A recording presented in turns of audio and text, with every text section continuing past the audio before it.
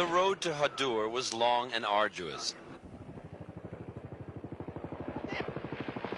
Reconnaissance aircraft scouted the road,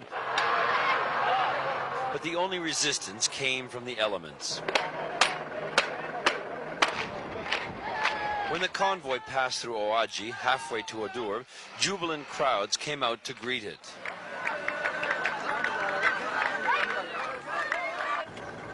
As it drew close to Hodur, it frequently stopped to check for mines.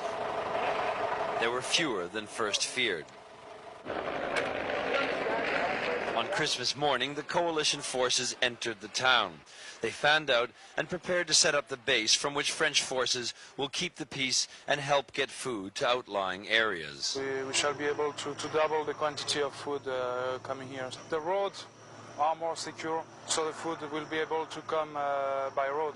It will be cheaper. The French and Americans barely stopped for Christmas. It's not really the place to eat Christmas food. Well, it's nice to be here helping the people. I mean, it's their Christmas. They're happy to see us. Obviously, the French and Americans are extremely fortunate compared to the people that came out to greet them. Soldiers of good fortune, you might say.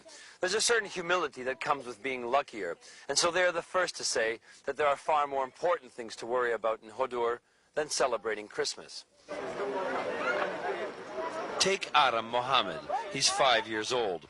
As his parents rummaged through the market, he ate biscuits provided by an aid group.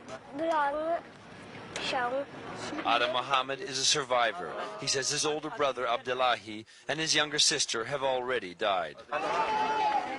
This is what counts as a hospital in Hodur, a feeding and treatment center run by Médecins Sans Frontières.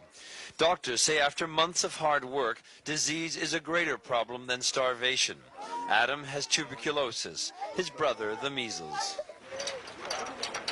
The good news is that Hodur is not among the worst hit areas of Somalia. But as word spreads that more food will soon come to Hodur, aid workers fear more starving people might come here to find it.